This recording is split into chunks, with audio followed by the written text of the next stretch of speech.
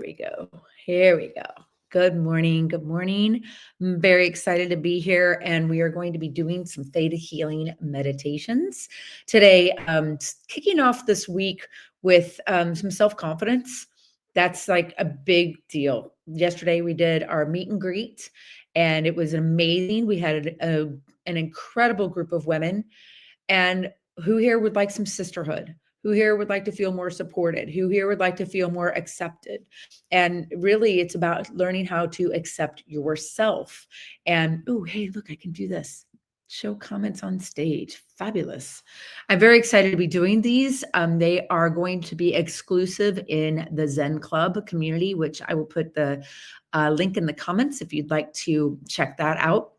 You can do so for free for a period of time and get a taste of what this community brings, because what we're doing is really important. It's about saving horses and changing lives. It's about bringing people together in a community that is like-minded and wants to ground and earth and connect with ourselves. Over the years, I've really tapped into my skills and personalities and understanding and what makes a human tick and behavior.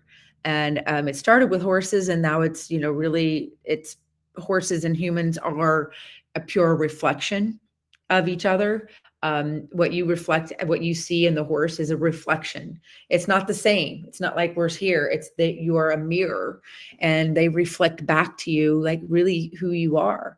And one of the things we really were working on yesterday was this little horse, Peaches. If you guys haven't been following me, you got to go back and look at some of the posts about Peaches. This little nugget, we couldn't catch her. It took us over 2 months, me and a couple people that are working very closely with me. And it took us a while to get her to even, and it was like one day we just set it all up and we caught her. And she had like a little lead rope about just a few inches long, and I just had to grab it right then. And it was not awesome to have to do that, because I've been spending the last 2 months building up her confidence.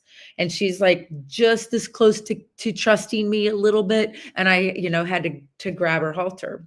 But the way I reconciled that was I felt confident that what her life was going to start to look like was going to be better for her.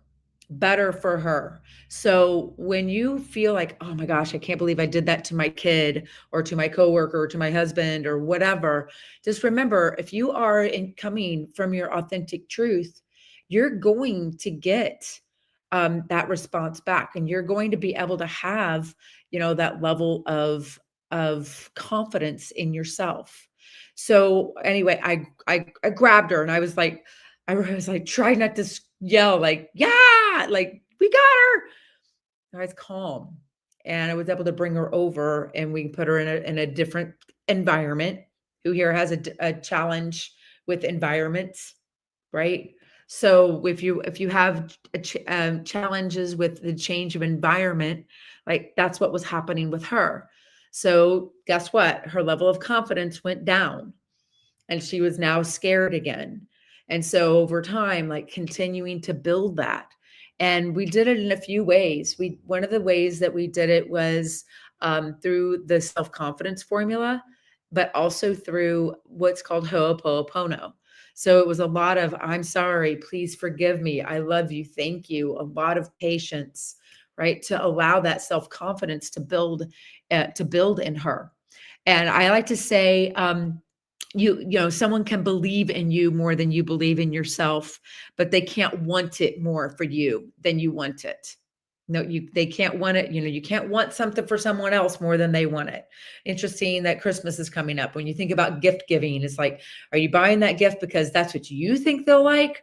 Or are you buying that gift because you understand the person and what their desires are? I think about that episode of The Simpsons where Homer Simpson buys Marge a bowling ball drilled to his hands with his name on it, and it's like, what are we trying to do to give to the ourselves? And so we went and we got Peaches, and we were able to get her, and she's calmer. And we've had to have some tough love kind of situations to break through these patterns. And the story that she has that humans suck. And I don't blame her. She's had, golf carts chased her. She had a life that, and I don't really want to, I shouldn't even talk about what actually happened because it's just a mad lib, something, insert whatever it is, your story here. And then you experienced a trauma. What generally happens is that we tend to judge um, our acceptability or the permissions that we give ourselves to live in our story based on the severity of the trauma. Like if it's a bad story, then it is totally understandable that she's going through X, Y, and Z. But I love what Jesse Itzler says, and him and Chad Wright are doing a 100-mile race. And he's like, just do not give your pain a voice. And so that was what was happening with little Peaches on Saturday, is that I was like, no, little one, no more. There, under no circumstances are you going to need to feel this way. Right. And so we would interrupt the pattern anytime she would act on those feelings. And it would be like her taking a record and scratching it. Right. So we'd interrupt that pattern. And then once you stop smoking, you have to replace it with something else. So we replaced it with touching her gently on her butt, on her hind end. So when you're coming off of adrenaline and you're with whomever, you get that hug, right? And you kind of trauma bond, or once you have your breakthrough or get to the other side of it, right? So when she would kind of start coming off of that adrenaline and come down and relax, I would just anchor her on her hind end. And that was the place where she was like, she wasn't really sure about us touching her back there. And, it's not about getting her any force in there. It was, she would go into her pattern. You would put your hand too close and she would get worried and she'd snap into her story. And we got to interrupt that. Kind of like the lady on the plane that's like, we're all going to die. Just a little bit like, no, depending on the severity of the connection that she has to her trauma. Because it's not about the trauma. The trauma's gone. It's done. It happened. It's over. Rafiki, that was yesterday. But the severity of the trauma and the emotional state that you're in when you're experiencing the trauma will dictate how deep the neurofilaments in your brain go, how hardwired you become as a result of that experience, right? Now, you can never have the experience. You can't unring the bell, so to speak.